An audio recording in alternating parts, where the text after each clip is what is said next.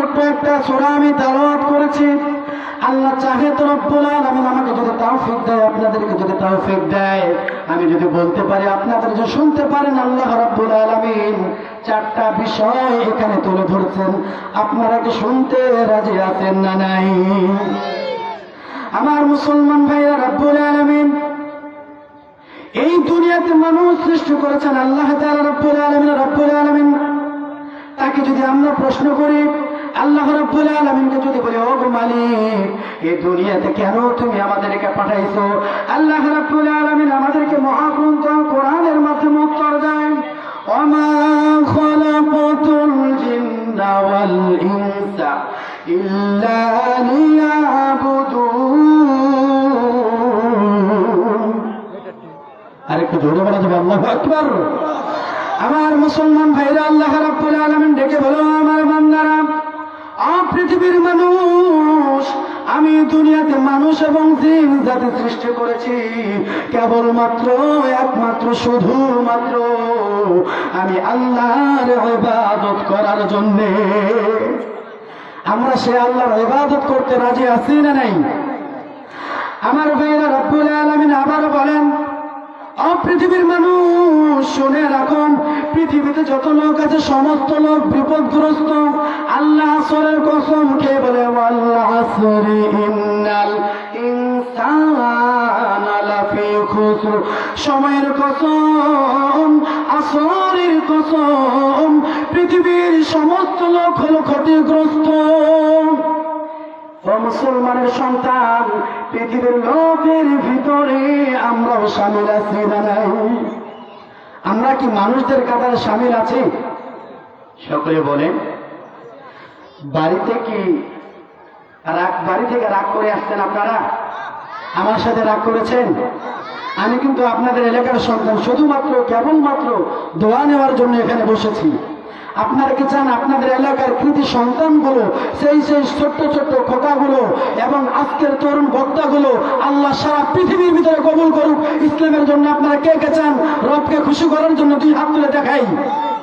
আল্লাহ আমাদেরকে কবুল করুক, বলেন না আমিন? আল্লাহকে রাজি খুশি করার জন্য সকলে একবার বলেন তো লিল্লাহে তাকবীর। ও মুসলমান, ইমানের শক্তিতে বলতে হবে লিল্লাহে তাকবীর। আমার ভাইরা, রাব্বুল আলামিন বলেন, ও মানুষ, পৃথিবীর সমস্ত ব্যক্তি হলো ক্ষতিগ্রস্ত কেবলমাত্র, একমাত্র, শুধুমাত্র একটা ব্যক্তি ছাড়া, যাদের ভিতরে এই গুণগুলো আছে, ইল্লাল্লাযীনা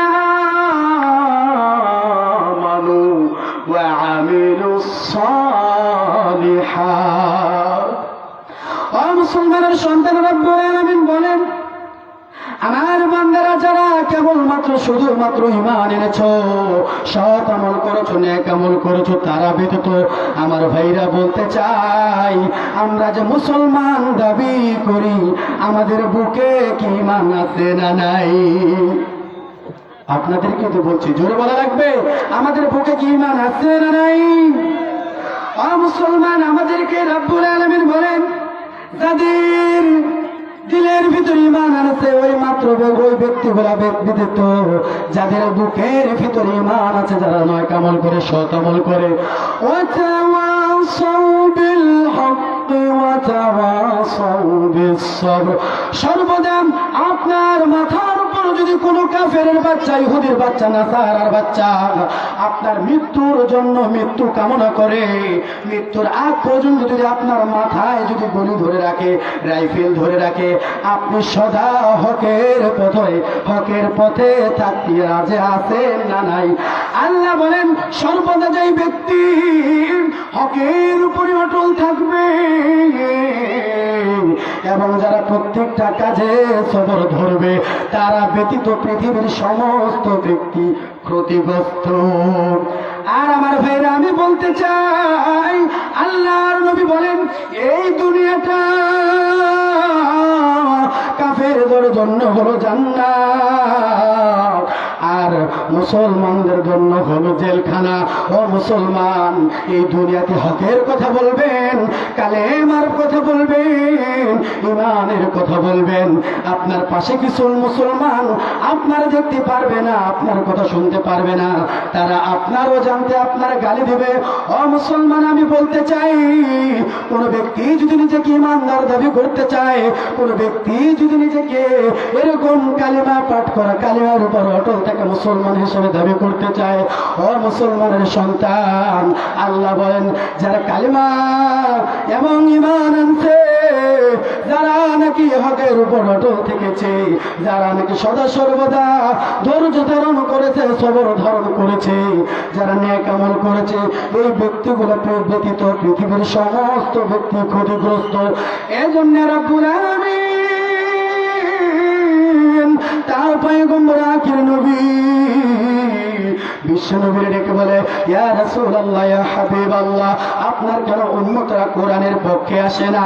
ও নবীজি, তারা কেন তাদের জীবনটার কোরআন অনুযায়ী চালায় না? তারা কেন তাদের প্রত্যেকটা কাজ কোরআন অনুযায়ী চালায় না? তারা কেন রাষ্ট্রটারে কোরআন অনুযায়ী চালায় না? ইয়া রাসূলুল্লাহ, ইয়া হাবিবাল্লাহ, যারা আমার উম্মতের ভিতর, নবী বলেন যারা আমার উম্মত, যারা কোরআন অনুযায়ী জীবন চালাবে, রাসূলের কথা মতো জীবন চালাবে, রাসূলকে ইত্তেবা করবে। ও মুসলমান, আল্লাহ রাব্বুল আলামিন বলে যারা কোরআন অনুযায়ী প্রত্যেকটা কাজ করে নেবে, আল্লাহ বলে ও নবীজি, আমি আল্লাহ স্বয়ং ওই ব্যক্তিটার জীবনের পরিচালক হয়ে যাব। আমার মুসলমান ভাইরা, আল্লাহ বলে যারা নাকি কোরআন অনুযায়ী জীবন চালাবে, রাসূলের কথা অনুযায়ী জীবন চালাবে, আমার আল্লাহ ডেকে ডেকে বলে, ইয়া রাসূলুল্লাহ, আমি আল্লাহ রাব্বুল আলামিন স্বয়ং তাদের জীবনের পরিচালক হয়ে যাই। আল্লাহ যদি আমাদের জীবনের পরিচালক হয়ে যায়, আল্লাহ বলে নবী তাই না, তাই না, আমি আল্লাহ তাদের জীবনের পরিচালক হয়ে যাব গো। আমার বান্দাদেরকে জান্নাতের প্রত্যেকটা দরজা খুলে দেব। ইয়া রাসূলুল্লাহ, ইয়া হাবিবাল্লাহ, আমার বান্দারা আমার জান্নাতের যে দরজা দিয়া খুশি, সে জান্নাতের দরজা দিয়া জান্নাতে প্রবেশ করবে। যারা কোরআন অনুযায়ী জীবন চালায় না, যারা রাসূলের ইত্তেবা করে না, যারা রাসূলকে অনুসরণ করে না, আল্লাহ রাব্বুল আলামিন বলে, ও নবীজি, আপনি তাদেরকে জানাইয়া দেন, যারা কোরআন অনুযায়ী কোনো কাজ করবে না, আমি আল্লাহ রাব্বুল আলামিন তাদের জীবনের পরিচালক শয়তানকে বানাইয়া দিব।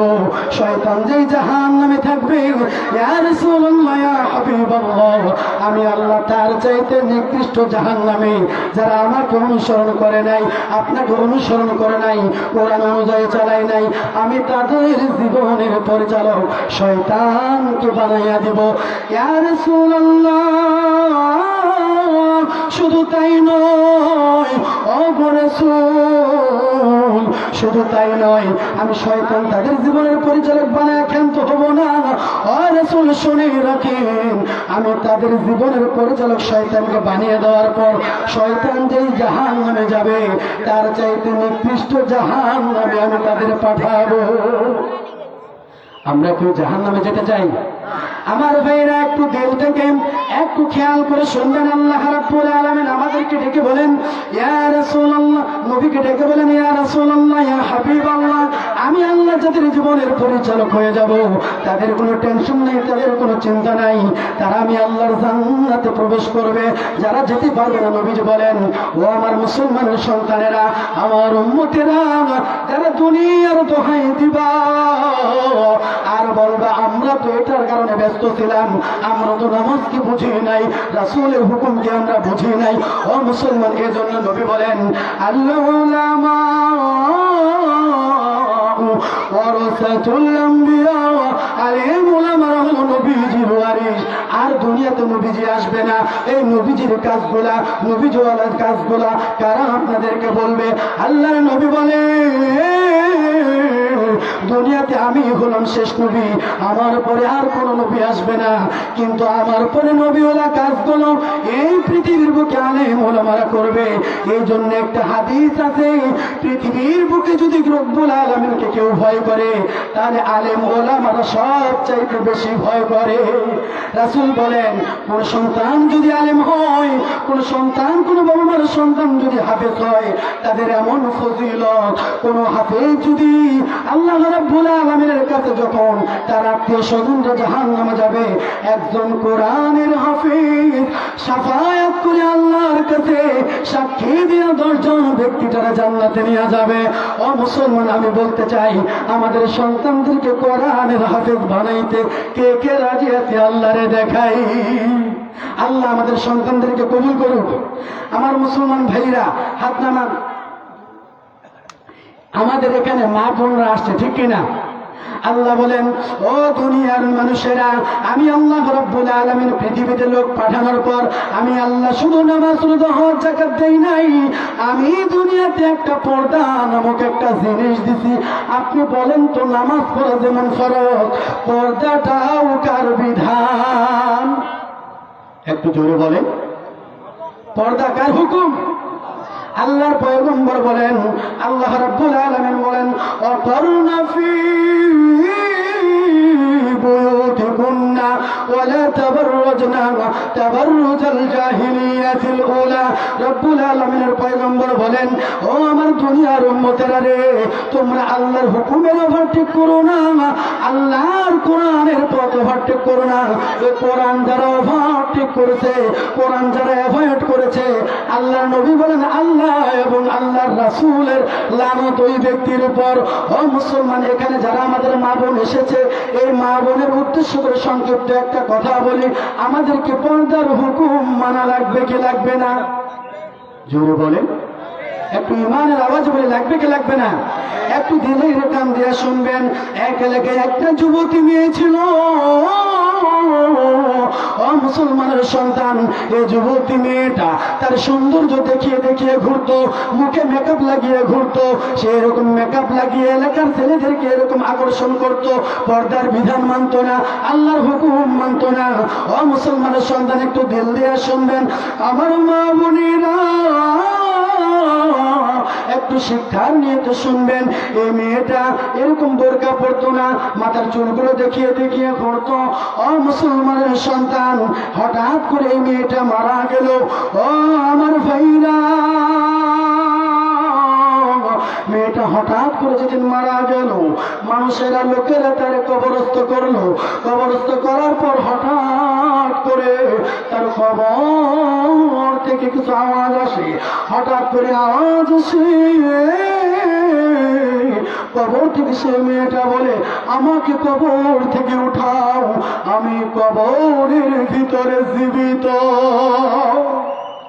মেয়েটা কবরের ভিতরে জীবিত। লোকেরা শুনলো, মেয়েটারে আমরা কবরস্থ করলাম। মেয়েটারে কবরস্থ করার পরে মেয়েটা কিভাবে কথা বলে, মুসলমান একটু দিল দিয়ে শুনবেন। হঠাৎ করে কিছু লোক এরকম আওয়াজ শুনতে থাকলো। লোকেরা এখন একজন আলেমের কাছে জিজ্ঞাসা করলো, হুজুর, একটা যুবতী মেয়ে ইন্তেকাল করেছে, তারে আমরা মাটি দিয়েছি, কবরস্থ করেছি। হুজুর গো,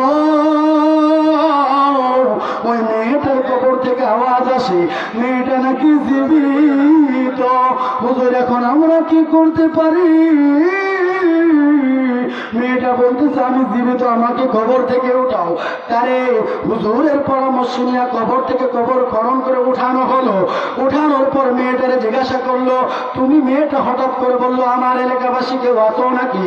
এলাকাবাসীরা বললো, হ্যাঁ হ্যাঁ হ্যাঁ, আমরা তোমার এলাকাবাসীর লোক। মুসলমান, এলাকাবাসীর লোকেরা বললো, তুমি কেন তোমাকে উঠাইতে বললা? লোকেরা বললো, আমার এলাকাবাসী এবং আমার নিকটতম স্বজন কেউ আছো নাকি? থাকলে আমার বাড়ি থেকে একটা চাদর নিয়ে আসো। আমার মুসলমান ভাইরা, মেয়েটার একটা চাদর দিল। মেয়েটা এভাবে বাড়িতে আসলো। বাড়িতে আসার পর দৌড় দিয়ে তার ঘরের ভিতরে ঢুকলো। হঠাৎ করে এলাকাবাসী আতঙ্ক হয়ে গেল। আর লোকেরা বলল, মা গো, কি কিছুদিন পূর্বে তুমি মারা গেলা, মাটি দিলাম, হঠাৎ কেন তুমি কবর থেকে উঠলা? মেয়েটা বলল, বাবা জানেরা, আপনারা এখানে আসিয়েন না, আপনাদের সাথে কথা বলতে চাই না। লোকেরা জোর করে তাকে দেখতে চাইলো। মেয়েটা এরকম বললেন, আপনাদের সাহস নাই, আমারে দেখতে পারবেন না। হঠাৎ করে মেয়েটার এরকম জোর জবরদস্তি করার পর মেয়েটা হুকুম দিল। মেয়েটা বলল, ও মা, আমরা তোমার দেখতে চাই। মেয়েটা বললেন, না, আপনারা ভয় পাবেন, দেখতে পারবেন না। মেয়েটার এইভাবে জোর করার পর মেয়েটারা হাত দুটি বের করে দিল। আর লোকেরা তাকাইয়া দেখে তার হাতের ভিতরে গোস্ত নাই। লোকেরা বলল, মা গো, দুনিয়াতে বেঁচে থাকা অবস্থায় তোমার হাতের গোস্ত ছিল, এখন হাতের গোস্ত নাই। মুখের গোস্ত ছিল, মুখের গোস্ত নাই। মাথার চুল ছিল, কত সুন্দর, মাথার চুল নাই। আমার ভাইয়ের মেয়েটা জবাবে দিল, ও ভাইরা আমার, দুনিয়া থাকা অবস্থায় আমি পর্দার হুকুম মানিয়ে নাই। লোকদেরকে, পুরুষদেরকে, যুবকদেরকে আকর্ষণ লাগাইতাম। পুরুষদেরকে আকর্ষণ লাগার কারণে, মুখে মেকআপ করার কারণে আল্লাহর হুকুমে ফেরেশতারা আল্লাহর হুকুমে মুখের চামড়াগুলো খুলে নিল, মাথার চুলগুলো খুলে নিল, মাথাতে আর কোনো গোস্ত নাই। ও মুসলমান, আমি বলতে চাই, মেয়েটা এখন কঙ্কালের মতো হয়ে গেল। মেয়েটা এরকম শাস্তি শুধুমাত্র কেবলমাত্র পর্দার বিধান না মানার কারণে। আমি বলতে চাই, আমরাও কি আমাদের ঘরে আমাদের মা বোন মেয়েদের আমরা নিজেরাও পর্দা করতে রাজি আছি না নাই? একটু জোরে বলেন, পর্দা করতে রাজি আছি না নাই? পর্দা আল্লাহ রাব্বুল আলামিন আমাদের পুরুষের যতটুকু মানা ফরজ, এতটুকু আমাদেরকে মানার, আমাদের মা বোনদের জন্য যতটুকু ফরজ, এতটুকু মানার তৌফিক দান করুক আল্লাহ রাব্বুল আলামিন। কোরআন সুন্নাহর যতটুকু আলোচনা করেছি, এখান থেকে হক কথাগুলো আমাকে আপনাদের সকলকে মানার তৌফিক দান করুক। এখন আপনাদের সামনে মহাগ্রন্থ আল কোরআন থেকে